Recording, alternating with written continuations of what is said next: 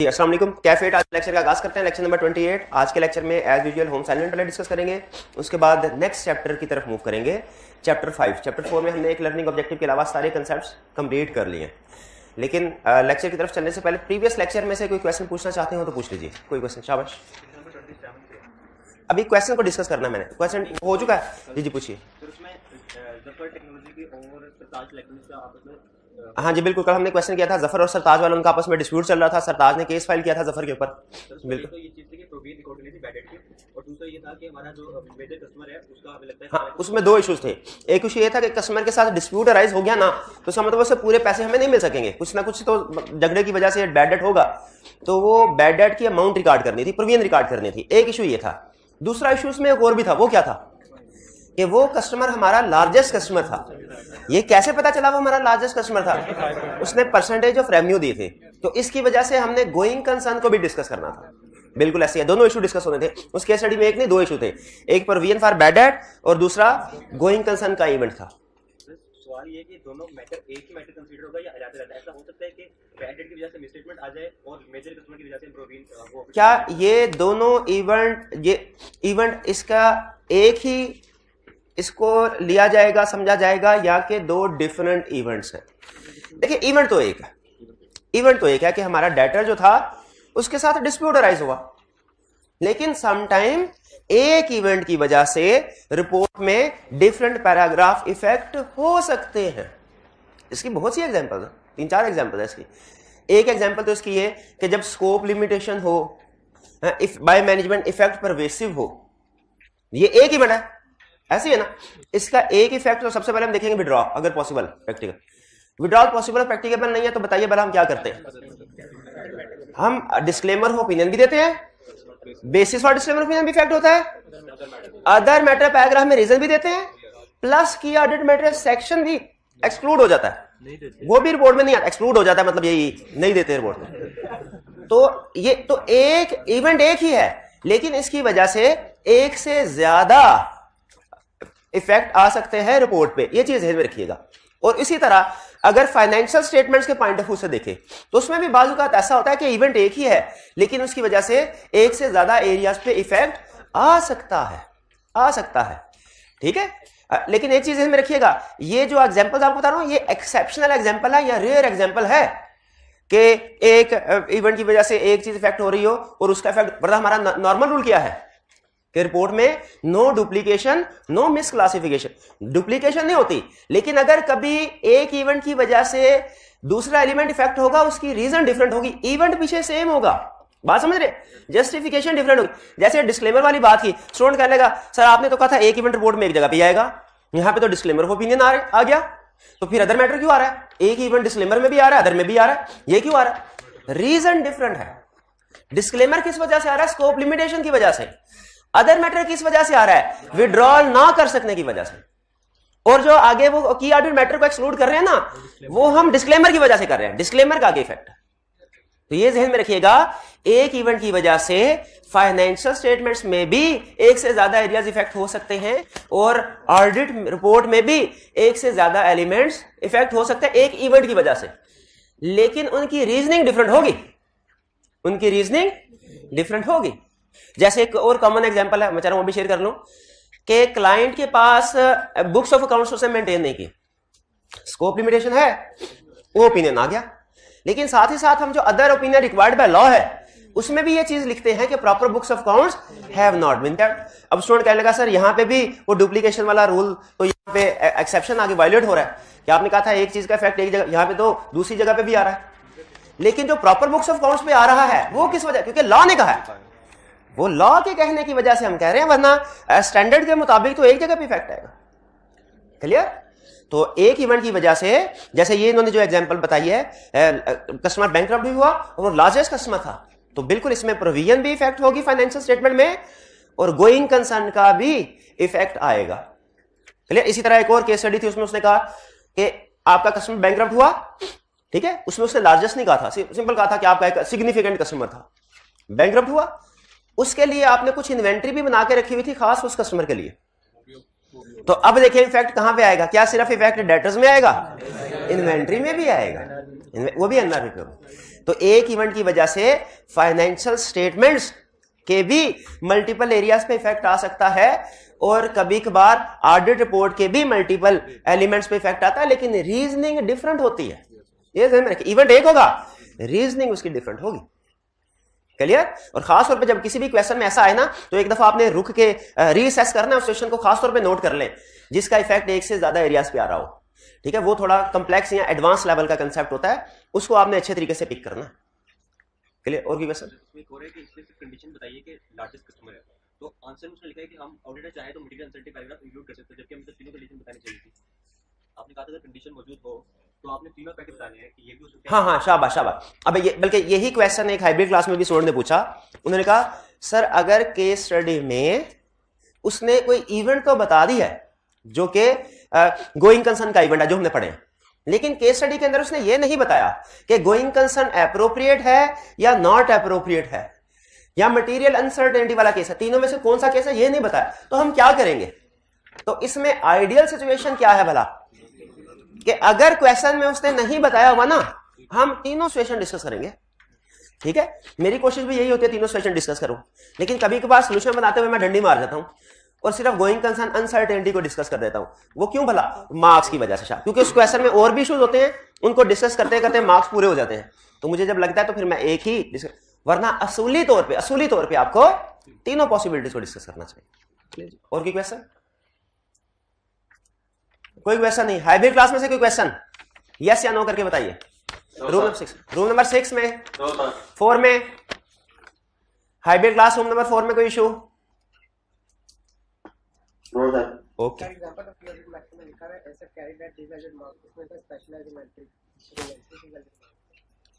Specialised inventory नहीं, inventory के साथ रिवैल्यूड अमाउंट नहीं लिखा होगा, एनआरवी वो लिखा होगा, एनआरवी लिखा होगा। डेटर जब बैंकरप्ट हो जाए, ठीक है, अगर इन्वेंट्री के साथ कहीं पे रीवैल्यूएशन लिखा भी हुआ है ना, तो उसको काट के एनआरवी कर ले। इन्वेंट्री के साथ के लिए रीवैल्यूएशन का वर्ड यूज नहीं होता, एनआरवी का वर्ड यूज होता है। चलिए अब आपकी होम सेगमेंट की तरफ। कल कोई क्वेश्चन रह गया था हमारा, कौन सा क्वेश्चन था?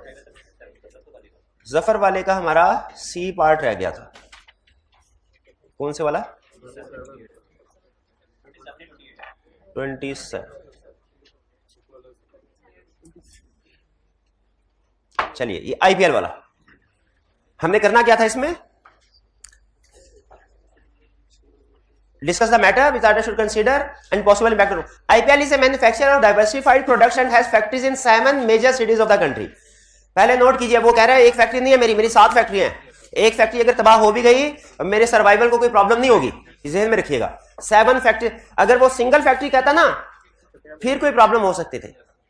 कहता demand for some of its product has been falling, उसने कहा डिमांड फॉर सम ऑफ, ये नहीं कहा डिमांड फॉर ऑल प्रोडक्ट्स, ना ही ये कहा है demand for its most successful product, ये नहीं कहा। अगर ये कहता ना एक ही प्रोडक्ट है उसकी डिमांड गिर गई है, फिर हम कहते हैं कि इसका गोइंग कंसर्न की प्रॉब्लम आ सकती है। एक उसे क्या कहा? Demand for some of product, तो इसका यह मतलब है जिन प्रोडक्ट की डिमांड कम हुई है उनकी एनआरवी का तो इशू हो सकता है, लेकिन बिजनेस की गोइंग कंसर्न का इशू नहीं है कोई।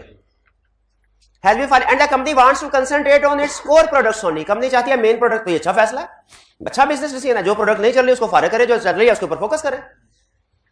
Consequently, it has decided to close 3 of its factory and has made a provision. अच्छा 3 फैक्ट्रीज क्लोज कर दें, बताइए ये 3 फैक्ट्रीज क्लोज करना गुड डिसीजन है कि बैड?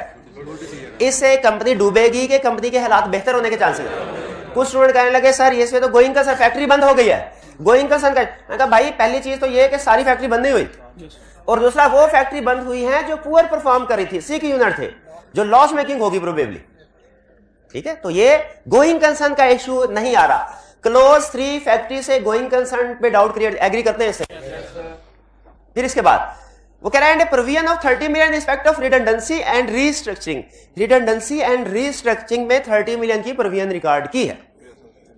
ठीक है, होनी चाहिए ना, क्योंकि कुछ एम्प्लॉइज को फारिग कर दिया होगा, फारिग किया है तो उनको पैसे देने हैं, उनको पैसे देने हैं तो प्रोविजन रिकॉर्ड कर ले। अच्छा अगर यहाँ पे प्रोसीजर पूछे होते तो आपका एक प्रोसीजर बताइए मुझे, एक सबसे अहम प्रोसीजर क्या होता? आपका क्लाइंट आपको कहता है सर हमने फैक्ट्री बंद किया, कुछ एम्प्लॉइज को जॉब से निकालना है, नौकरी से जवाब देना है, अब उनको कंपनसेशन टर्मिनेट करना है तो कंपनसेशन देनी पड़ेगी, वो प्रोविजन रिकॉर्ड करनी है। आप कैसे देखेंगे वो प्रोविजन ठीक है कि नहीं? एक प्रोसीजर बताइए। क्या? एम्प्लॉयमेंट लेटर देखेंगे। एम्प्लॉयमेंट लेटर में क्या चीज देखेंगे?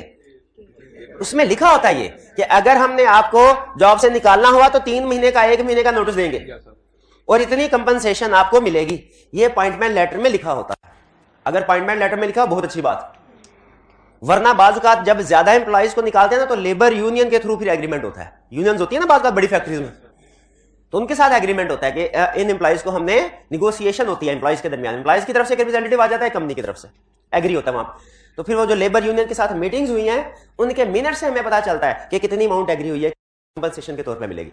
लेकिन यहां पे फिलहाल उसने प्रोसीजर नहीं पूछे, इसलिए मैं प्रोसीजर सिर्फ आपको बता रहा हूं कि आगे चल के केस स्टडी में प्रोसीजर भी आएंगे। कहानी को आगे लेके चलते हैं। 30 मिनट की प्रीव्यू कार्ड, ठीक है।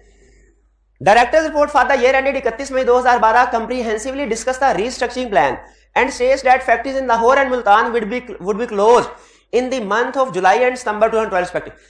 The third factory will be closed before December 2012. However, the location of the factory will be decided in November 2012. Profit वगैरह की उसने बात की आगे। बताइए इसमें कोई प्रॉब्लम है?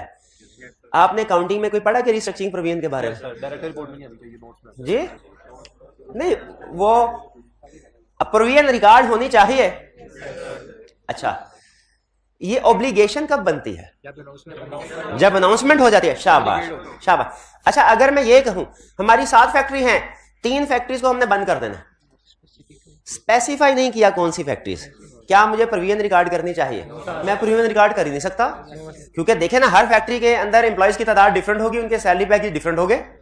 तो जब तक मैं क्लियरली नहीं बताऊंगा कौन सी फैक्ट्री बंद करनी है, प्रोविजन रिकॉर्ड नहीं हो सकती। तो इस क्वेश्चन में मसला क्या है? 2 फैक्ट्री लाहौर और मुल्तान की रिस्ट्रक्चरिंग प्रोविजन में कोई प्रॉब्लम नहीं है, वो अनाउंस कर दिया। थर्ड में प्रॉब्लम, थर्ड को सिर्फ डिस्क्लोज होना चाहिए, उसकी प्रोविजन रिकॉर्ड नहीं होनी चाहिए। इससे एग्री करते हैं, लेकिन उसने प्रोविजन रिकॉर्ड कर दी। क्या सही किया? सही नहीं किया, ये मिसस्टेटमेंट है। अब यहाँ पे प्रॉब्लम यह है कि उसकी अमाउंट हम क्या लें, क्योंकि हमें उसने ब्रेकअप नहीं बताया कि लाहौर का इतना है, मुल्तान का इतना। क्या करें? क्या करें? दोनों डिस्कस कर देते हैं। या आप ऐसा कीजिए, इवन एज्यूम करके 10 मिलियन के साथ कंपेयर कर लें, ठीक है, ये भी एक तरीका है, ठीक है। या आप ये कह लीजिए कि अमाउंट नहीं है तो हम इफ मटेरियल तो इफ परवेसिव ये कर लें। लेकिन चूंकि प्रॉफिट दिया हुआ है तो मेरा ख्याल है कि इसको इवन करके यानी 10 मिलियन के साथ कंपेयर कर लें, ठीक है। वैसे इवन आप 10 मिलियन की बजाय 30 मिलियन के साथ भी कंपेयर करें ना, कंक्लूजन सेम आएगा आपका। परवेसिव नहीं, 30 मिलियन पे भी परवेसिव नहीं बनता, मटेरियल ही रहता है, 10 मिलियन पे भी मटेरियल ही रहता है। तो ये बात एग्री करते हैं। इस क्वेश्चन में सबसे अहम कंसेप्ट क्या था जो हमने सीखा कि अगर रिस्ट्रक्चरिंग प्रोविजन रिकॉर्ड करनी है, उस फैक्ट्री की करनी है जो स्पेसिफिकली अनाउंस कर दिया गया, जिसके बारे में डिसीजन हो चुका हो। मेन कंसेप्ट इसमें यही था। बाकी मटेरियलिटी की कैलकुलेशन कोई नया कंसेप्ट नहीं है।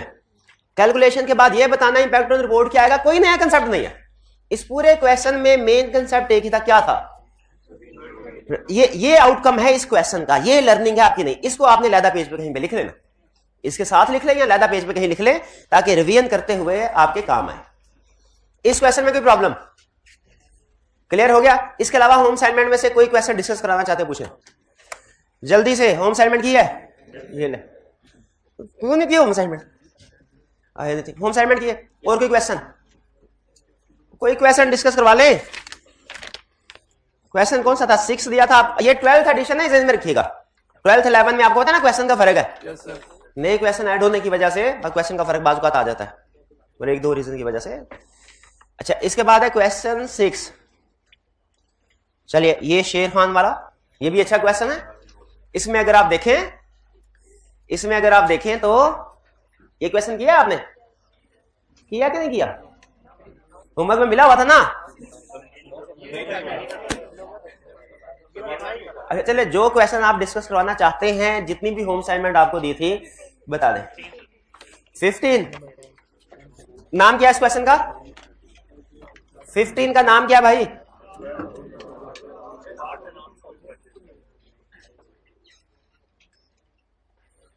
ये वाला 15। What type of audit opinion should be expressed in following circumstances? कह रहे कौन सा opinion बताओगे? छोटे छोटे क्वेश्चन है नन्हे मुन्ने से। Listed company has counted for finance lease on an operating lease and accordingly has not recognized the asset and liability in this respect. The impact of this accounting treatment is significant to the financial. इसमें सिर्फ एक चीज सीखने वाली है, लफ्ज significant।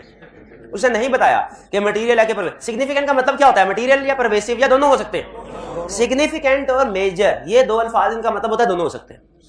तो miss statement है, मटेरियल है तो क्वालिफाइड ओपिनियन, परवेसिव है तो एडवर्स। ठीक है, appointment of auditor was such that they have not been able to observe physical stock count, however they have satisfied themself through alternative audit procedure. Stock count नहीं कर सके लेकिन alternative procedure से evidence मिल गया, तो क्या स्कोप लिमिटेशन है कि खत्म हो गई? खत्म हो गई, अनमोडिफाइड ओपिनियन। लेकिन इसमें एक इशू है, क्या? अपॉइंटमेंट का लफ्ज। अपॉइंटमेंट का लफ्ज हमें यह बता रहा है कि पिछले साल ये ऑडिटर नहीं था, इस साल अपॉइंट इनिशियल ऑडिट है, इस वजह से अदर मैटर पैराग्राफ आएगा। जी जी, अच्छा इसमें किसा उन्होंने कहा कि सर आपने सोल्यूशन में अदर मैटर तो लिखा है, अदर मैटर पैराग्राफ के अंदर इस विषय में लिखना होता है पिछले साल का ऑडिट किसी और ने किया था, उसने किस डेट को ऑडिट रिपोर्ट दी, उस ऑडिट रिपोर्ट में ओपिनियन क्या था। तो इनका कहना यह है कि सर आपने सोल्यूशन में लिखा है कि उसने अनमोडिफाइड ओपिनियन दिया, आपको कैसे पता चला प्रेडिसेसर ऑडिटर ने अनमोडिफाइड ओपिनियन दिया? ठीक है, तो कोई सा भी अज्यूम, उसने क्वेश्चन में नहीं बताया ना, आप अज्यूम मॉडिफाइड क्वालिफाइड कर लीजिए, लेकिन नॉर्मली चूंकि अनमोडिफाइड ओपिनियन नहीं दिए जाते इसलिए मैंने नॉर्मल सिचुएशन को अज्यूम किया है। ठीक है, लेकिन अगर क्वालिफाइड ओपिनियन आप लिखना चाहें वो भी लिख सकते हैं, उस सूरत में आपको क्वालिफाइड ओपिनियन के साथ रीजन भी बतानी पड़ रही है कि किस रीजन की वजह से क्वालिफाइड ओपिनियन दिया था प्रेडिसेसर ऑडिटर ने। ठीक है, ये अदर मैटर में जितनी इंफॉर्मेशन है ना, ये पिछले साल की रिपोर्ट से हमें मिल जाती है। रिपोर्ट में लिखा होता है ना किस दिन ओपिनियन दिया, डेट लिखी होती है ना रिपोर्ट में, तो टाइप ऑफ ओपिनियन भी होता है, रीजनिंग लिखी, हमें पता चलेगा कि पिछले साल की ऑडिट रिपोर्ट पढ़ के अगर क्वालिफाइड ओपिनियन दिया है, क्या हमें यह पता चलेगा किस वजह से क्वालिफाइड, वो तो प्रीडिसेसर ऑडिटर से पूछना पड़ेगा ना, रिपोर्ट देख के तो नहीं पता चलेगा, है ना? कह रहे हैं हाँ रिपोर्ट देख के पता चलेगा, बेसिस फॉर क्वालिफाइड ओपिनियन। जी, C management has not counted for the full liability in respect of gratuity, the management is of the view that it is a deferred liability and not a current one, impact is material but not pervasive. Misstatement है qualified opinion. जी, part A में की audit matter क्यों नहीं आएगा? Lease है, lease के ऊपर तो की ऑडिट मैटर आता है, पार्ट ए में की ऑडिट मैटर क्यों नहीं आएगा? ये वाला क्योंकि ये मिस स्टेटमेंट है, मिस स्टेटमेंट पे हाँ रेफरेंस आएगा। आपकी ऑडिट मैटर में ये लिख सकते हैं कि in addition to matter described in basis for qualified opinion following are key audit matter, तो रेफरेंस आएगा, लेकिन ये मैटर की ऑडिट मैटर में डिस्कस नहीं होगा। ये मिस स्टेटमेंट है, डिस्कस कहां होगी? डिस्कस बेसिस और क्वालिफाइड ओपिनियन में होगी, लेकिन रिपोर्ट के अंदर जो की ऑडिट मैटर में क्या आएगा? सिर्फ रेफरेंस आएगा। जी जरूरी है, रेफरेंस आया, पढ़ाया था ये। और कोई क्वेश्चन? चलिए, इसके अलावा कोई क्वेश्चन जो असाइनमेंट में कोई भी क्वेश्चन दिए हैं जल्दी से बताइए, कोई क्वेश्चन डिस्कस? कौन सा था? हाँ, कंटिंजेंट एसेट्स और कंटिंजेंट लायबिलिटी किस सिचुएशन में डिस्क्लोजर आएगा, किस सिचुएशन में प्रोविजन रिकॉर्ड होगी, ये तसल्ली से सुन के नोट कर ले। जिसने नोट ना किया नोट, क्योंकि फिर बार बार आप पूछते हैं, ये ऑनलाइन वाले स्टूडेंट्स भी पूछते हैं, पूछ ले। पहले कंटिंजेंट लायबिलिटी, क्योंकि आईकैप ज्यादा इसके बारे में पूछता है, पहले लिखे कंटिंजेंट लायबिलिटी हेडिंग दे। जी भाई पहले मैं बात मुकम्मल कर लूं, फिर इसके बाद आपका क्वेश्चन वो पूछे, क्या क्वेश्चन कहना चाह रहे हैं? जी जी बिल्कुल कर देते हैं, पहले ये पॉइंट मैं लिखा रहा हूं, पहले ये पॉइंट लिख ले। कंटिंजेंट लायबिलिटी, इसके नीचे लिखे if outflow is probable and measurable then provision, sorry हाँ रिकॉर्ड होगा। रिकॉर्ड का लफ्ज या प्रोविजन का लफ्ज एक में, चले रिकॉर्ड कर ले, रिकॉर्ड का लफ्ज कंफर्टेबल है, रिकॉर्ड कर ले, वरना प्रोविजन भी लिख सकते हैं। If outflow probable and measurable then record, और फिर ब्रैकेट में लिख ले वरना डिस्क्लोजर, वरना डिस्क्लोजर, ठीक है, वरना डिस्क्लोजर, ठीक है। अब आ जाएं कंटिंजेंट एसेट के ऊपर, कंटिंजेंट एसेट के ऊपर if inflow probable and measurable then disclose, आगे ब्रैकेट में वरना कुछ नहीं, वरना कुछ नहीं। हाँ सर्टन हो तो रिकॉर्ड करना है, लेकिन सर्टन हो तो रिकॉर्ड करना ये मैंने क्यों नहीं लिखवाया भला आपको? आईकैप ने ये कभी चेक ही नहीं किया। ये आप काउंटिंग में सीखेंगे। याद रखिए, मैं ऑडिट में हम काउंटिंग के कुछ कंसेप्ट डिस्कस करते जरूर हैं, लेकिन सिर्फ उस हद तक जितना को ऑडिट में टेस्टिंग होगी। तो स्टूडेंट असल में मिक्स करते हैं आउटफ्लो प्रोबेबल एंड मेजरेबल वाले कंसेप्ट को, कि outflow probable measurable. Outflow probable में तो आपने कहा था रिकॉर्ड कर लें, इनफ्लो प्रोबेबल मेजरेबल है, आप कहना रिकॉर्ड नहीं करना, तो नहीं करना, स्टैंडर्ड कहता है, प्रूडेंस कंसेप्ट इसके पीछे। भैया 2 लाइन समझ आ गई, क्लियर हो गया आपको, किसी ने पूछा था? ठीक है, किसी तरह सुनाइए, शाबाश, सुनाइए क्या है? शाबाश शाबाश, बेहतरीन बेहतरीन जी। अब पूछिए, हाइब्रिड में से कोई स्टूडेंट क्वेश्चन पूछना चाहते थे? एक क्वेश्चन का नाम है पायनियर इलेक्ट्रॉनिक्स लिमिटेड, उसको डिस्कस करना है। पायनियर इलेक्ट्रॉनिक्स लिमिटेड वाला क्वेश्चन है, ओल्ड वाले में 3 है, पायनियर वाला 12th एडिशन किसी के पास है तो बताइए कौन सा क्वेश्चन है? 3 है जी। ये में दिया तो नहीं आपको? दिया सर, दिया हुआ। अच्छा चलें कर लेते हैं इसको। रिक्वायर्ड में in each of the above independent situation, यानी अलग-अलग बताना है, discuss reporting implication including the changes that needs to be made in the audit report as illustrated in ISA 700। अच्छा आगे इसको क्वेश्चन को उसने मजीद लेंथी किया, रिक्वायरमेंट को लिखने की जरूरत नहीं थी, जब उसने इतना बता दिया इम्प्लीकेशन, रिपोर्टिंग इम्प्लीकेशन, तो यहीं पे रिक्वायरमेंट खत्म हो गई थी कि हमने ये बताना है कि रिपोर्ट में किस किस जगह पे इसका इफेक्ट आएगा। इम्प्लीकेशन ऑन रिपोर्ट और इफेक्ट ऑन रिपोर्ट और इंपैक्ट ऑन रिपोर्ट, ये एक ही अल्फाज है। कह रहा है you are the audit partner from chartered following independent matters for the year ended are presently under your consideration. पहला, Pioneer Electronics Limited PL had implemented a new counting software in 2021। अच्छा प्रोसीजर नहीं बताने, ध्यान में रखिएगा सिर्फ में। Due to high pressure from top management the implementation of the new counting software was hurried, जल्दी में इंप्लीमेंटेशन की गई, which has resulted in numerous error in inventory, payable and receivable module of the software, जिनकी वजह से 3 areas में problem आई। अच्छा अब आगे मसले को आगे मजीद बता रहा है, लेकिन मेरी इनिशियल असेसमेंट यह है कि इसका इफेक्ट परवेसिव होगा। फिर कह रहा है PL staff is still in process of identifying and rectifying the software deficiencies. The audit team has been unable to verify these balances through alternative means, यानी वो वेरीफाई नहीं। अच्छा शक है हमें कि गलत होंगे, लेकिन हम गलत साबित नहीं कर पाए, ये ध्यान में रखिएगा। यहां पे मिस स्टेटमेंट और स्कोप लिमिटेशन में डिसीजन करना है आपने, ठीक है? लग रहा है कि गलत है, लेकिन मैं गलत कह नहीं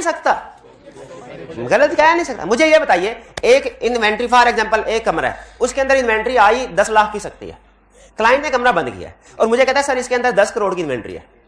मैं कहा भाई 10 करोड़ की तो हो ही नहीं सकती, इसके अंदर जगह ही 10 लाख है, 10 करोड़ की कैसे हो सकती है, तो चेक करवाओ। क्लाइंट कहता है चेक नहीं करवानी। मुझे तकरीबन 99.999% श्योर है कि ये 10 करोड़ की फिगर गलत है, लेकिन क्या मैं साबित कर पाया हूं, मेरे पास सबूत है कि ये फिगर 10 नहीं है, तो मैं चाहे मेरा शक जितना मर्जी ज्यादा हो, अगर मेरे पास सबूत नहीं है कि वो गलत है तो मैं उसे मिस स्टेटमेंट नहीं कहूंगा, क्या कहूंगा? Scope limitation. यहां पे अगर आप देखें तो एंट्री इधर की एंट्री उधर चली गई, उधर की एंट्री उधर चली गई है, तो गड़बड़ है, शक है, लेकिन हम इसको वेरीफाई नहीं कर पाए, तो हमें किस तरफ लेके जाना चाहिए इसको? Scope limitation. फिर उसने कहा has not been able to verify balances through alternate means, और कोई और तरीका भी नहीं है इसको वेरीफाई, यानी यहां पे अल्टरनेटिव प्रोसीजर भी उसने निपटा दी है कि अल्टरनेटिव प्रोसीजर से भी एविडेंस नहीं मिला। ये लाइन जब उसने कही ना has been unable to verify balance through alternate means, इसमें अल्टरनेट अहम लगा। इससे क्या पता चला? Inventory payable receivable are appearing at ₹200 million, तो मुझे जाहिर है स्कोप लिमिटेशन की अमाउंट क्या लूं? 200 मिलियन ही। अच्छा सॉरी ये एक ही है, मैं समझा सबकी इकट्ठी करके दी है। 200, 150 एंड 1 मिलियन रिस्पेक्टिवली, तो मिल मिला के कितना हुआ? 200, 300, 460। अच्छा अब यहां पे देखिए, यहां पे उसने अमाउंट्स दिए, मुझे डिसीजन अमाउंट की बेस पे करना चाहिए या क्या डेफिनेशन की बेस पे? अमाउंट की। डेफिनेशन में जो सब्सटेंशियल का वर्ड था यानी मोर देन 50% वाला, वो हम कब अप्लाई करते हैं? वो जो था not confined to specific element, वो कब करते हैं हम अप्लाई? जब अमाउंट गिवन ना हो। जब अमाउंट गिवन हो तो हमारे डिसीजन अमाउंट्स की बेस पे होंगे, ये हमने सीखा हुआ है ना। यहाँ पे अमाउंट है 450, प्रॉफिट बिफोर टैक्स 500 मिलियन, क्या सब्सटेंशियल बनता है 50% से ज्यादा? तो इसका इफेक्ट क्या होगा? परवेसिव, स्कोप लिमिटेशन है, इफेक्ट परवेसिव। अगला एक क्वेश्चन, एक ट्विस्ट और है, ट्विस्ट इन टेल, एक ट्विस्ट और है। क्या ये स्कोप लिमिटेशन बाय मैनेजमेंट है या के स्टैंडर्ड रेगुलर स्कोप लिमिटेशन? बताइए, क्या स्कोप लिमिटेशन बाय मैनेजमेंट है? ये स्कोप कितने स्टूडेंट के साथ स्कोप लिमिटेशन बाय मैनेजमेंट है? कितनों का ख्याल है बाय मैनेजमेंट है? हाथ उठाए, ओपिनियन जरा कॉन्फिडेंस के साथ दिया करें। और कितने स्टूडेंट्स का ख्याल है स्कोप लिमिटेशन बाय मैनेजमेंट नहीं है? हाँ, ये स्कोप लिमिटेशन बाय मैनेजमेंट नहीं है, क्योंकि इसमें मैनेजमेंट की अपनी कोई विलिंगनेस उसने नहीं बताई कि मैनेजमेंट ने जानबूझ के रोका। ठीक है, वो तो जाहिर है सॉफ्टवेयर में गलती होगी, वो हो सकती है, जानबूझ के थोड़ी उन्होंने की। वो हो सकता है आग लग जाए, जानबूझ के थोड़ी लगाई है। ठीक है, कुछ स्टूडेंट थोड़ा ओवर थिंकिंग करते हैं, कहते हैं सर जानबूझ के भी तो आग लग सकती है, जानबूझ के भी तो सॉफ्टवेयर में गलतियां वो इनका हो सकता है प्रैक्टिकली, लेकिन एग्जाम में उसने इंफॉर्मेशन नहीं दी तो हम इसलिए एज्यूम नहीं करेंगे। जब इंफॉर्मेशन ना हो, या तो हमने मोस्ट प्रोबेबल सिचुएशन को एज्यूम करना होता है या ऑल पॉसिबिलिटीज को कवर करना होता है।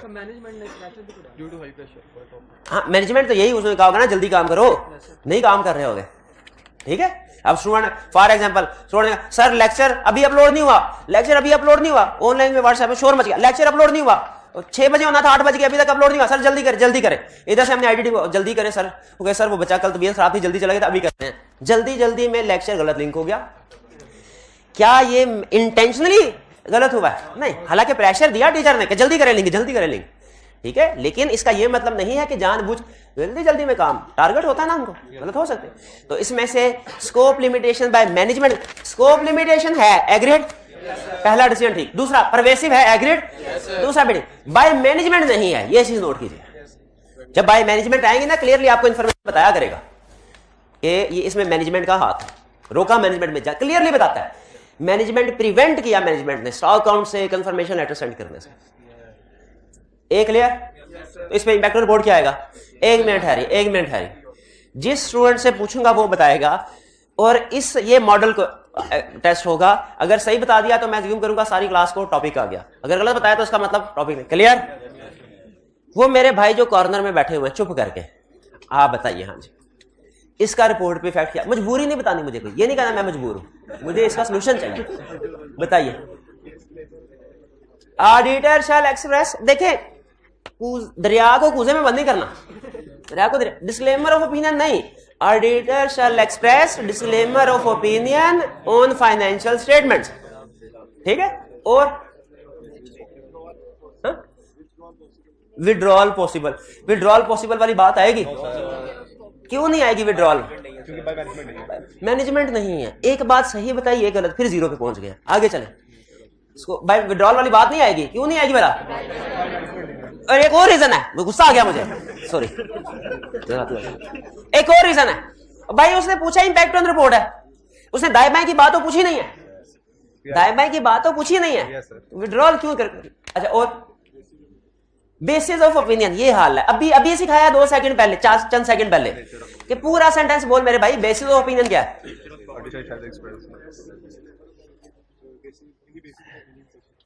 ऑडिट, अच्छा इनका सेंटेंस बनेगा, auditor shall express disclaimer of opinion in basis for opinion. सारी रिपोर्ट की ऐसी की तैसी फेर दे, डिस्क्लेमर में बेसिस में आ जाएगा तो उधर ओपिनियन में क्या जाएगा? हाँ, नेचर। बताए, फिर से कोशिश करें। ये भाई ने कोई असाइनमेंट नहीं की, पिछले 10 में से इन्होंने 2 असाइनमेंट नहीं की होंगी, मुझे लग रहा है। ऐसा ही है क्या? पहले बताएं, ऐसे है कि नहीं? ऐसा सच में ऐसे ही है? ये है तजर्बा। पता नहीं आपको ड्राफ्टिंग कैसे फेल हो गया, फारिग है ये मॉडल, फारिग है आप, ये भाई बताएंगे। इंपैक्ट ऑन रिपोर्ट बताएं, ये असाइनमेंट की आज की असाइनमेंट, ये नहीं की असाइनमेंट।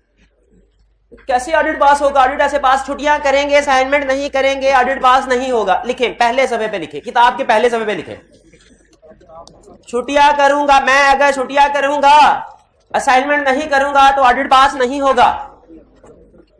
मैं अगर छुट्टियां करूंगा, असाइनमेंट नहीं करूंगा, पहले से ना बेटा ऐसे नहीं, इस पर्ची पे नहीं, इस रजिस्टर पे लिख। तेरे लिए तो सबको लिखवा रहा हूं मैं, अगर इस पे भी नहीं, ये तो घर जाके सफा फाड़ देना है आपने, यहां इधर इधर इधर। मैं अगर असाइनमेंट नहीं करूंगा, छुट्टियां करूंगा, ऑडिट पास नहीं होगा।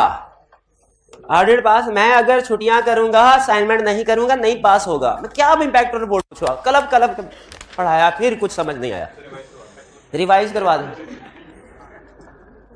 शाबाश, आप बताइए, यही बताइए जो पूछ रहा हूं। क्या ये इसका इम्पैक्ट ऑन रिपोर्ट क्या होगा? इम्पैक्ट ऑन रिपोर्ट क्या होगा? शाबाश, artificial express disclaimer of opinion financial statement. उसके बाद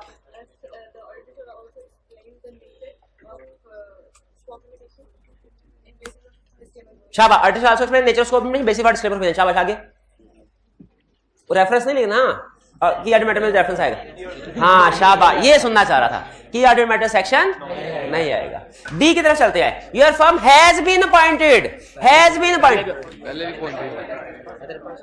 पिछला ऑडिट किया कि नहीं किया? नहीं किया, वो रीअपॉइंटेड होता। अपॉइंटेड और रीअपॉइंटेड में फर्क है। अपॉइंट अदर मैटर तो मेरा फिट हो गया, और कुछ है ना है, अदर मैटर आ गया मेरा। As in place of retiring auditor for smart footwear limited, a listed company, listed company है तो की ऑडिट मैटर भी जेल में आ गया। SFL owns number of retail outlets across Pakistan and many of them were acquired on rental basis. During the year SFL has adopted IFRS 16 leases, adopt किया उसने। The audit team has made significant efforts to review the adjusting entries made in financial statement to reconcile the change in accounting policy of operating lease and agree with its accounting treatment and disclosure। अच्छा, दो चीजें, एक उसने कहा कि मैंने significant efforts किए, significant efforts की, और दूसरा उसने कहा है कि मैं एग्री करता हूं। इसका मतलब मिस स्टेटमेंट नहीं है, significant efforts हुई हैं लेकिन मिस स्टेटमेंट नहीं है। आगे क्या कह रहा है? The matter was discussed in detail in audit committee meeting and included in board letter. ये जो कह रहा है डिस्कस विद ऑडिट कमेटी, ये जो कह रहा है बोर्ड लेटर क्या होता है? बोर्ड ऑफ डायरेक्टर्स को जो लेटर भेजते हैं। मैनेजमेंट लेटर क्या होता है? जो मैनेजमेंट को लेटर देते हैं। बोर्ड लेटर क्या है? जो बोर्ड ऑफ डायरेक्टर्स को। इस आखिरी लाइन में वो क्या बताना चाह रहा है? शाबाश, क्लियरली नहीं उसने बताया, लेकिन इनडायरेक्टली कम्युनिकेटेड विद दो शाबिक गवर्नेंस। कौन सी शर्तें पूरी हो रही है? की ऑडिट मैटर। तो ओपिनियन तो अनमोडिफाइड है, लेकिन की ऑडिट मैटर आएगा। क्या सिर्फ की ऑडिट मैटर लिख दें या कि उसको ड्राफ्ट करके दें? नहीं, बिल्कुल बताएं उसको कि उसकी ऑडिट मैटर के अंदर क्या क्या इंफॉर्मेशन आएगी। ठीक है, वो इंफॉर्मेशन इसके अंदर इंक्लूड करनी है। वो याद है क्या क्या इंफॉर्मेशन? क्या इंफॉर्मेशन मेरा भाई बता, मेरा भाई बताएगा। मेरे भाई जल्दी बता दे।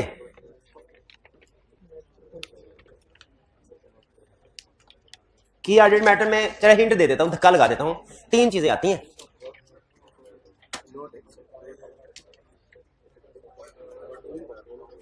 क्यों नहीं पढ़ा मेरे भाई ने? शुरू से आप क्लासेस ले रहे हैं तो मेरा भाई क्यों नहीं पढ़ता? ऐसा क्यों है? मेरा भाई 2 दिन नहीं आए।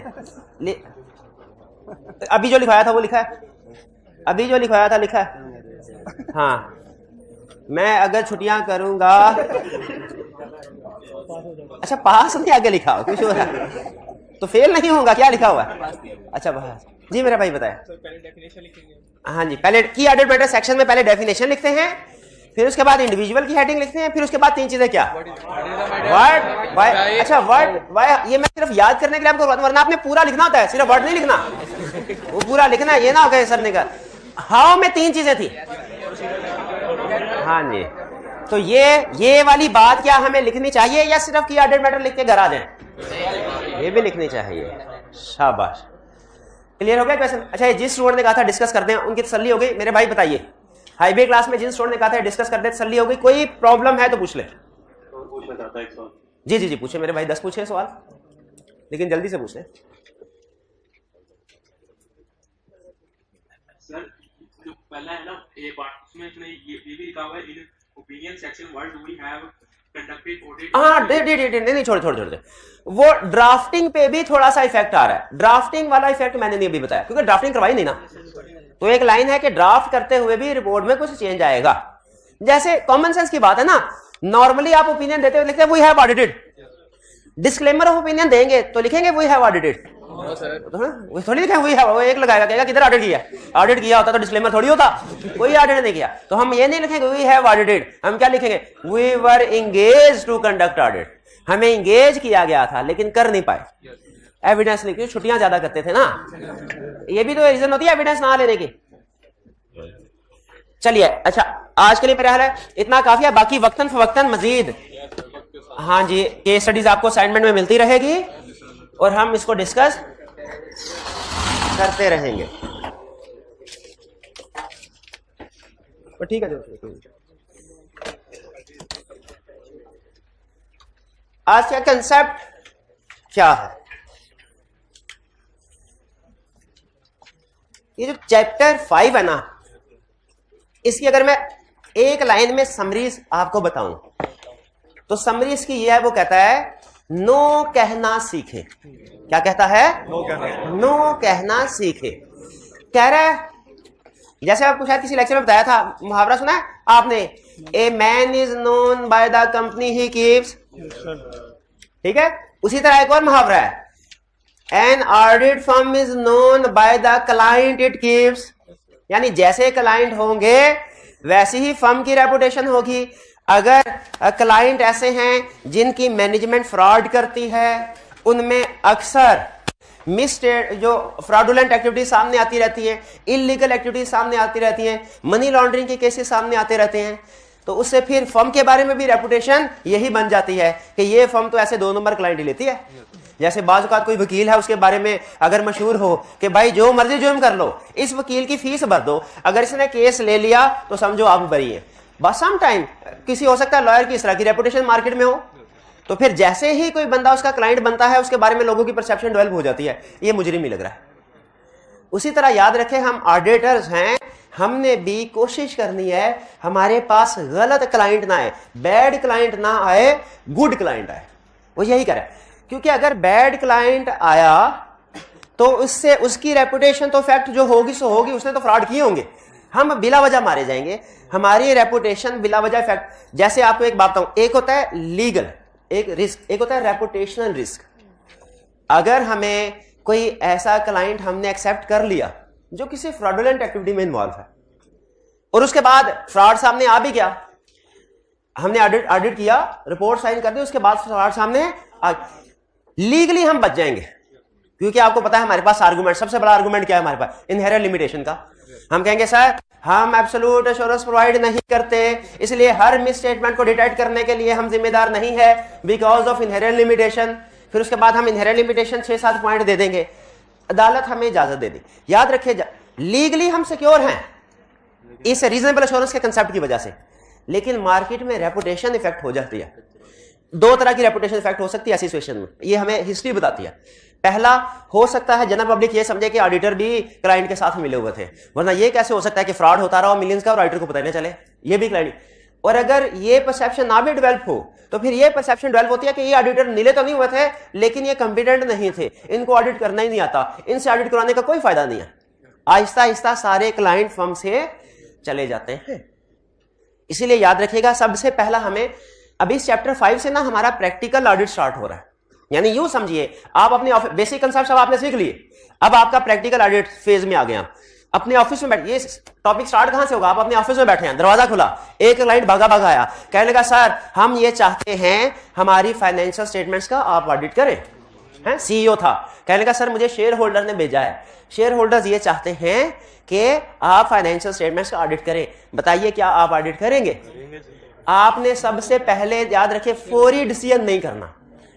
ये स्टैंडर्ड क्या कहता है? कहता है जब कभी किसी भी क्लाइंट को आपने एक्सेप्ट करना है ना एज ऑडिट क्लाइंट, तो पहले कुछ एक्सेप्टेंस प्रोसीजर परफॉर्म करने हैं। क्या करना है?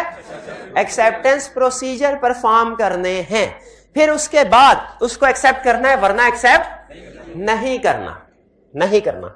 ठीक है, ये असल में आपको ये बता रहा है कि जब कभी कोई भी क्लाइंट आपके पास नया आया ना और उसने आके कहा सर हमारा ऑडिट कर दीजिए, तो कुछ प्रोसीजर हैं आपने, या कुछ फैक्टर्स या मैटर्स हैं जो आपने पहले परफॉर्म करने हैं, कुछ प्रोसीजर्स हैं जो बाद में परफॉर्म करने हैं, और कुछ चीजें हैं जो आपने कंसीडर करनी है। यानी ये प्रोसीजर परफॉर्म करने हैं ना, क्यों करने हैं, ये उसकी रीजन है।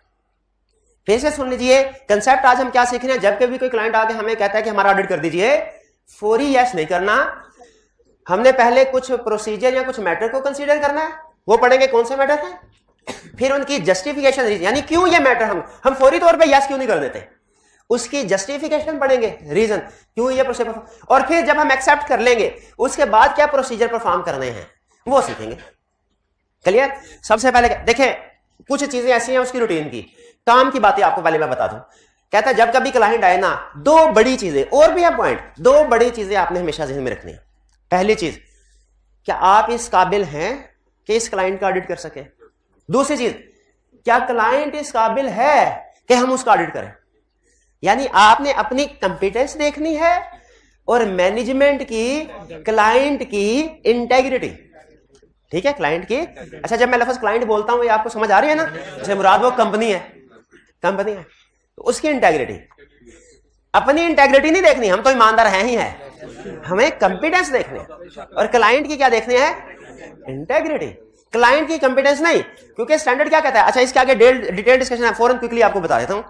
एक केस था, उसमें यूएसए की एक सेक्टर था, पाकिस्तान में तो खैर आप इंडिया के साथ कंपेयर कर लें, उनकी एक छोटी सी कंपनी जो है वो हमारी बड़ी से बड़ी कंपनी से भी बड़ी होगी प्रोबेबली, पॉपुलेशन ज्यादा उनका। यूएसए का एक सेक्टर उसकी 7वीं गालबन बड़ी कंपनी थी, जो कि उनकी बहुत सी स्टेट्स पे उसमें ऑपरेशन होते थे। उसका ऑडिटर कौन अपॉइंट हुआ, एक ऐसी फर्म जिसमें 3 लोग थे, जिसमें 3 लोग थे।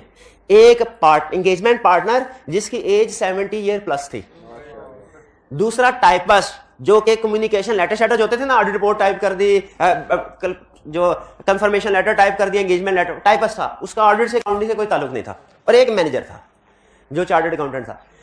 अब ये 3 लोगों की टीम, और ऐसे क्लाइंट को एक्सेप्ट कर लिया जिसका डिफरेंट स्टेट्स में ब्रांचेस ऑपरेशन है, 7th लार्जेस्ट कंपनी। बाद में जब क्वालिटी कंट्रोल अनमोडिफाइड ओपिनियन दे दिया, क्वालिटी कंट्रोल रिव्यू हुआ, उधर का जो आई कैप था उसने कहा भाई सफिशिएंट एप्रोप्रिएट एविडेंस किधर है, क्या स्टॉक काउंट किया। उन्होंने कहा जी किया, ये हमारे दफ्तर के साथ ही इनकी ब्रांच थी, उसका स्टॉक काउंट किया। उन्होंने कहा बाकी, उसका सब बाकी तो बहुत दूर है, ये देखें मेरी उम्र देखें, अपनी रिक्वायरमेंट देखें, मैं भला जाके स्टॉक काउंट कर सकता हूं। Sufficient, in short sufficient appropriate audit evidence obtain नहीं किया था।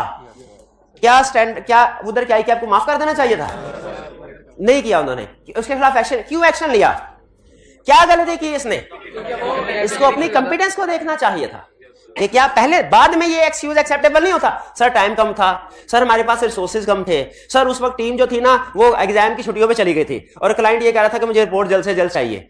ये सारी चीजें आपने पहले प्लान करनी है। क्या रिसोर्सेज हैं, रिसोर्सेज से मुराद ह्यूमन रिसोर्स भी है, आईटी रिसोर्सेज भी है, तो कंपिटेंस में हम ये देखते हैं। फिर दूसरा नंबर पर इंटेग्रिटी।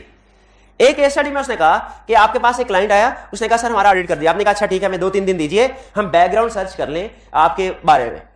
आपने बैकग्राउंड सर्च की तो आपको पता चला न्यूज़पेपर का आर्टिकल सामने आया जिसमें लिखा हुआ था कि ये जो सीईओ इस कंपनी का है पहले किसी और कंपनी का सीईओ था और वहां पे फाइनेंशियल फ्रॉड के इल्जाम में निकाला गया था। अब बताइए कैसे क्लाइंट को एक्सेप्ट करेंगे, नहीं, क्योंकि इसमें इंटेग्रिटी डाउटफुल है, रिस्क है कि ये इस क्लाइंट में भी फ्रॉड करेगा। इसीलिए ऐसे क्लाइंट को हमने, अगर ऐसे क्लाइंट को आप अच्छा स्टैंडर्ड मना नहीं करता, एडवाइस करता है कि ऐसे क्लाइंट को एक्सेप्ट ना करें, मना नहीं, लेकिन अगर एक्सेप्ट कर लेंगे तो फिर हमारा काम 3-4 गुना ज्यादा बढ़ जाएगा रूटीन वाले काम से, क्योंकि हमारा रिस्क बढ़ जाएगा, मैनेजमेंट की इंटेग्रिटी डाउटफुल है। इसलिए ऐसी सिचुएशन में बेहतर क्या होता है, ऐसे क्लाइंट को एक्सेप्ट ना करे अगर कंपिटेंस नहीं। इन शॉर्ट ये बात कर रहा है। अब इसी को वो देखिए थोड़ा डिटेल में आपको सिखा रहा है। कह रहा है जब कभी कोई क्लाइंट आपके पास है, आपने जो matter to be considered before acceptance या procedure to be performed before acceptance, वो क्या है, आपने अपनी कंपिटेंस देखनी है, क्लाइंट में जो ओनर्स या डायरेक्टर्स हैं या हायर मैनेजमेंट है उनकी इंटेग्रिटी देखनी है, अपनी कंपिटेंस, उनकी इंटेग्रिटी, अपनी कंपिटेंस। अगर आपने एक एम्प्लॉय रखना है, फर्ज कीजिए आप बिजनेस है आपका, 2 आपके पास ऑप्शन, एक ऑप्शन ये है एम्प्लॉय कंपिटेंट तो है फ्रॉड भी करता है, और दूसरा ऐसा है जो कि कंपिटेंट नहीं है लेकिन ईमानदार है। दोनों में से किसको सेलेक्ट करेंगे, ईमानदार, क्योंकि उसको काम सिखाया जाए। जिसके पास ऑनेस्टी है ना, कंपिटेंस सिखाई जा सकती है, ऑनेस्टी इंटेग्रिटी नहीं सिखाई जा सकती। यही आपको बता रहा हूं। फिर कह रहे हैं आपने ये भी देखना है कि क्या आप जितनी भी लीगल और एथिकल रिक्वायरमेंट्स हैं उनको पूरा कर रहे हैं, क्योंकि ऑडिट के ऊपर लीगल रिक्वायरमेंट्स भी हैं, एथिकल, ये हमें पहले पता देख लेना चाहिए कि क्या लीगल रिक्वायरमेंट्स और एथिकल रिक्वायरमेंट्स पूरी हो रही हैं। जैसे लीगल रिक्वायरमेंट्स में वो कुछ जगहों पे लिखा हुआ है कि इस सिचुएशन में आप किसी कंपनी का ऑडिट नहीं कर सकते, ठीक है, जैसे आप कंपनी लॉ में पढ़ते हैं ना, डायरेक्टर की डिस्क्वालिफिकेशन, जैसे पढ़ते हैं चीफ एग्जीक्यूटिव की डिस्क्वालिफिकेशन, उसी तरह कंपनी लॉ में आगे चले ना तो ऑडिटर की डिस्क्वालिफिकेशन भी डिस्कस हुई है, वो आप इस सब्जेक्ट में पढ़ेंगे, कैफ 8, कैफ 7 में नहीं पढ़ा था आपने, कैफ 8 में। तो इसीलिए हमने लीगल रिक्वायरमेंट्स की कंप्लायंस भी देखनी है, एथिकल रिक्वायरमेंट्स की कंप्लायंस भी देखनी है। और अगर आप देखें ना अपने अगले चैप्टर्स की तरतीब, तो ये चैप्टर 5 एक्सेप्टर, इससे रिलेटेड चैप्टर 6 देखें वो कौन सा है, वो लीगल रिक्वायरमेंट का। क्यों पढ़ाया आपको, ताकि आप एक्सेप्टेंस से पहले देख लें लीगल रिक्वायरमेंट्स को पूरा करने के नहीं। जरा चैप्टर 6 का टाइटल देख ले, क्या है, compliance with legal requirement. Chapter 7 का भी देख ले, कंप्लायंस विद एथिकल रिक्वायरमेंट। फिर जाके एंगेजमेंट लेटर साइन हुआ, चैप्टर 8 देखे, चैप्टर 8 बाद में आया। पहले हमने एंगेजमेंट लेटर पे एक्सेप्ट करते हैं, हम साइन करते हैं, पहले हमने लीगल रिक्वायरमेंट्स और एथिकल रिक्वायरमेंट्स की कंप्लायंस देखी है। तो इसीलिए ये हमारा चैप्टर 6 और चैप्टर 7 का, ये चैप्टर 6 है, ये चैप्टर 7 में पढ़ेंगे। और कह रहे हैं अगर कोई प्रीवियस एंगेजमेंट से सिग्निफिकेंट मैटर सामने आया हो ना, आप उसको भी कंसीडर कर सकते हैं। ठीक है, ये इसकी प्रैक्टिकल एप्लीकेशन बहुत अच्छी है। इसमें क्या बता रहा है, बाज़ बात ऐसा होता है पास में हम क्लाइंट को कोई नॉन इंश्योरेंस सर्विस प्रोवाइड कर रहे होते हैं। जैसे केस स्टडी में उसने कहा, डायरेक्टर आपके पास आया, एक बार कह रहा है मैंने ऑडिट नहीं करवाना, टैक्स रिटर्न फाइल करनी है, और टैक्स रिटर्न में गलत इंफॉर्मेशन रिपोर्ट करता रहा अपनी इनकम को अंडर से टैक्स बचाने के लिए, गलत इंफॉर्मेशन। अब 2 साल के बाद वही अपनी कंपनी का ऑडिट करवाने के लिए आया, क्या प्रीवियस इंफॉर्मेशन को आप कंसीडर करेंगे कि प्रीवियसली इसमें इंटेग्रिटी नहीं थी, तो मोस्ट प्रोबेबली अभी भी नहीं होगी। तो कह रहा है प्रीवियस एंगेजमेंट में जो सिग्निफिकेंट मैटर आपके सामने आए हो उनको भी कंसीडर कर।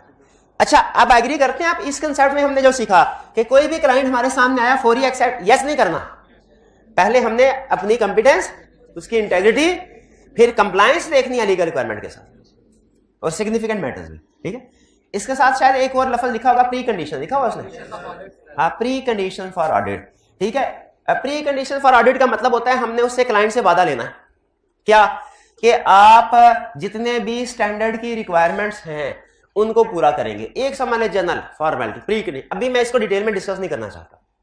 तो हम प्री कंडीशन का मतलब क्या, हम उससे वादा ले लेंगे कि आप इंफॉर्मेशन वगैरह हमें सारी देंगे और जो भी रिक्वायरमेंट्स है पूरी करेंगे। चलिए ये क्लियर। अच्छा, ये प्रोसीजर इन शॉर्ट अब मुझे बताइए, क्या कोई भी क्लाइंट आज के बाद आया आपसे, उसने कहा ऑडिट करना है, रिव्यू करवाना है, फौरन यस कर लेंगे? ये प्रोसीजर क्यों करेंगे, ये सुन लें। इसलिए कि अगर आप बगैर किसी ड्यू रिसर्च के क्लाइंट एक्सेप्ट, दो खतरे हैं। कितने खतरे हैं? 2 खतरे हैं, 2 थ्रेट्स हैं। पहला थ्रेट है कॉम्पिटेंस का, ठीक है, इसको थ्रेट भी कह सकते हैं, इसको self interest threat to competence भी कह सकते हैं, इसको थ्रेट भी कह सकते हैं, self interest threat to integrity भी कह सकते हैं। यानी थ्रेट कह लें या सेल्फ इंटरेस्ट थ्रेट कह लें, आपकी मर्जी। कॉम्पिटेंस का थ्रेट क्या है कि हम कॉम्पिटेंट नहीं होंगे लेकिन फिर भी उस क्लाइंट को एक्सेप्ट कर लिया। जैसे हमें बैंकिंग कंपनी का ऑडिट करना ही नहीं आता और ना ही हमारे पास इतना टाइम है कि हम सीख सके कैसे ऑडिट करते हैं, और उसको एक्सेप्ट कर लिया। ये कौन सा होगा? Self interest threat to competence. और self interest threat to integrity क्या है? थ्रेट ऑफ इंटेग्रिटी क्या है? जिस क्लाइंट का दिया वो कि जिस क्लाइंट को हम एक्सेप्ट कर रहे हैं उसकी मैनेजमेंट फ्रॉडुलेंट एक्टिविटीज में, इलीगल एक्टिविटी में इन्वॉल्व है। तो जस्टिफिकेशन समझ आ गई इनकी क्या है? Self interest threat to integrity या प्रोफेशनल बिहेवियर, ये क्लाइंट से रिलेट करता है, और self interest threat to professional competence and due care, ये ऑडिट फर्म से रिलेट करता है। ठीक है। अच्छा, आप क्या कह रहे हैं कि जब आपने ये वैल्यूएट करना है कि आपके क्लाइंट में इंटेग्रिटी है कि नहीं, आपके क्लाइंट में इंटेग्रिटी है कि नहीं है, तो कौन से फैक्टर्स को सामने रखेंगे? सबसे पहले क्या है, क्लाइंट को अच्छे तरीके से समझना है। हम क्लाइंट को जितना अच्छा समझेंगे, जितना नॉलेज हमारा अंडरस्टैंडिंग ज्यादा होगी, उतना ही हम बेहतर तरीके से उसकी इंटेग्रिटी को मेजर कर सकेंगे। ठीक है। और फिर client commitment to address issues, आपने देखना है कि क्या क्लाइंट की कमिटमेंट है, यानी अगर कोई मसला मसाइल कभी इंप्लॉइज को आ भी जाता है, कोई इंप्लॉय चोरी में इन्वॉल्व है, क्या हायर मैनेजमेंट या डायरेक्टर्स उसे माफ कर देते हैं कि जॉब से निकालते हैं? कमिटमेंट क्या है? देखें, इंसान अगर खुद इंटेग्रिटी हो भी ना उसमें, हायर मैनेजमेंट में, फिर भी पॉसिबल है कि इंप्लॉइज में से कोई ना कोई 2 नंबरी कर रहा हो। अब इंप्लॉइज कोई 2 नंबरी कर रहा है, उसके ऊपर मैनेजमेंट का आशीर्वाद है कि नहीं, हमें कैसे पता चलेगा? हम देखेंगे मैनेजमेंट ने उसके खिलाफ कोई एक्शन लिया कि नहीं लिया। यह है कमिटमेंट। तो अगर हमें पता चले कि मैनेजमेंट खुद भी ईमानदार है और कंपनी के अंदर किसी किस्म की डिसऑनेस्टी फ्रॉड को बर्दाश्त भी नहीं करती, फुल्ली कमिटेड है कि ऑनेस्टी को प्रमोट करेंगे, हम कहेंगे ये अच्छा क्लाइंट है। तो थ्रेट इंटेग्रिटी या प्रोफेशनल बिहेवियर के थ्रेट को कैसे वैल्यूएट करेंगे या किन फैक्टर्स को सामने रखेंगे ये देखने के लिए कि ये मसला मौजूद है कि नहीं क्लाइंट में। कौन सा फैक्टर है? नॉलेज उसका। अच्छा, आपको क्लाइंट के बारे में नॉलेज कहां से मिलेगा? अगला सवाल ये है मसला, ये है इस मसले को जज करने के लिए है कि नहीं, कौन से फैक्टर्स या इंफॉर्मेशन कंसीडर करेंगे। और तीसरा कंसेप्ट है ये इंफॉर्मेशन आपको मिलेगी कैसे?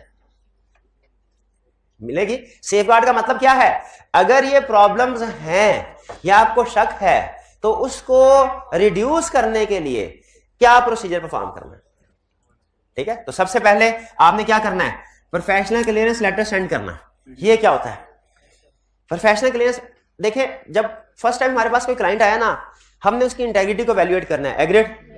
इंटेग्रिटी को वैल्यूएट करने के लिए हमें उसके बारे में नॉलेज चाहिए, लेकिन मसला ये नॉलेज कैसे आए हमारे पास? तो अभी तो हमने ऑडिट शुरू ही नहीं किया, तो कैसे? हाँ, प्रीडिसेसर ऑडिटर, पुराने ऑडिटर से पूछ रहे, वो हमारा पेटी भाई है, वो हमारा कंपेटिटर नहीं है, पेटी भाई है। और स्टैंडर्ड रिक्वायर करता है जब कभी आपके पास कोई नया क्लाइंट आए, आपने पुराने ऑडिटर को उसके पुराने ऑडिटर लेटर लिखना है और उसमें उसको कहते हैं professional clearance letter.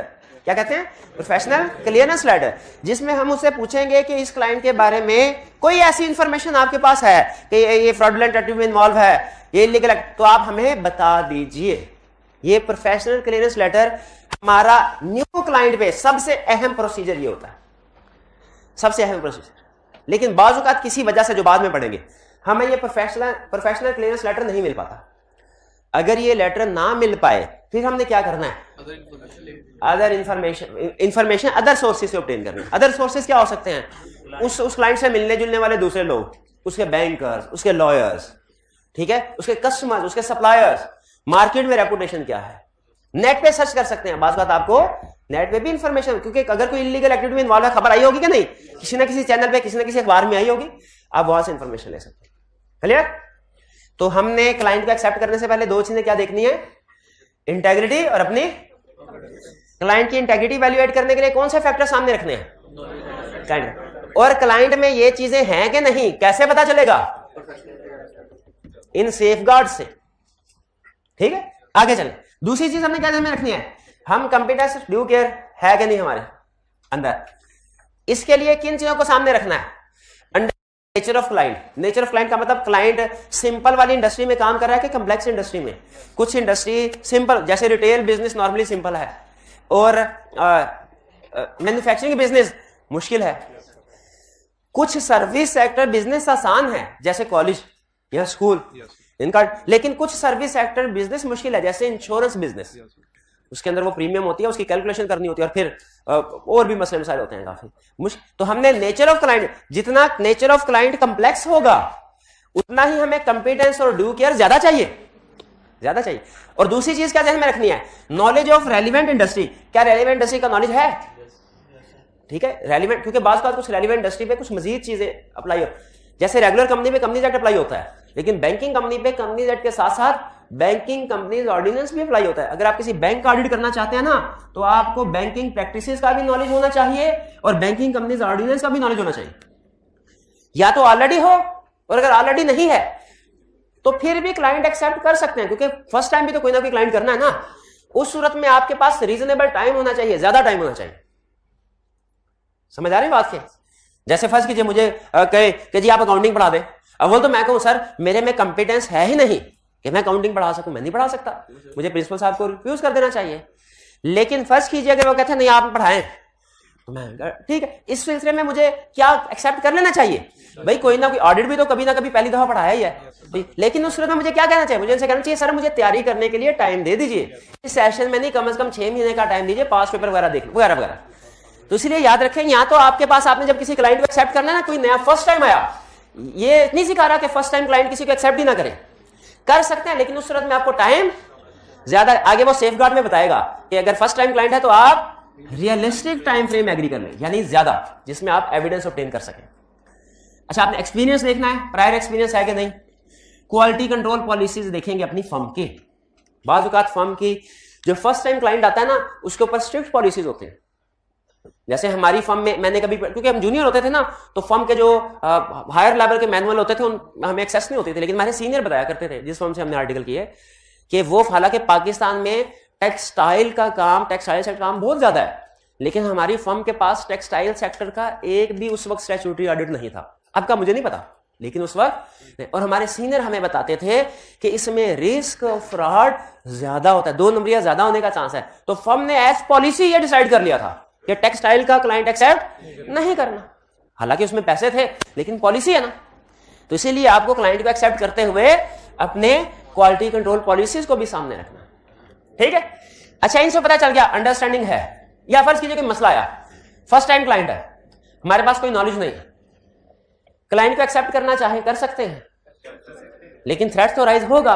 First time client है, हमने इससे पहले ऑडिट भी नहीं किया हुआ, थ्रेट के हम सही तरीके से काम ना कर सके, इसको अगर ये फैक्टर सामने रखते हुए आपको लगे नहीं कोई गड़बड़ है, प्रॉब्लम है, तो क्या एक्शन लेंगे आप? क्या से वो क्या होंगे? क्लाइंट से टाइम ज्यादा लीजिए, सफिशिएंट स्टाफ, यानी सफिशिएंट से मुराद क्वांटिटी ज्यादा, ये ना हो कि वही 3 लोगों के साथ 7th लार्जेस्ट कंपनी का ऑडिट करना शुरू कर दें, नहीं। और अगर जरूरत पड़े तो एक्सपर्ट्स को भी इंगेज करना है। ये बात समझ आ गई? आज के लेक्चर में एक तो कंसेप्ट था कि हमने नो कहना सीखना है, हर क्लाइंट को एक्सेप्ट नहीं करना, और एग्जाम पॉइंट ऑफ व्यू से जो सबसे अहम चीज है ना वो ये थ्रेट्स हैं, थ्रेट्स हैं। अच्छा, एक दफा आपने डिसाइड कर लिया कि क्लाइंट को एक्सेप्ट करना है, फिर इसके बाद क्या करें भाई? एक और चीज रहती है अभी, audit procedure after accepting client या एंगेजमेंट। नहीं ये छोटी भाई,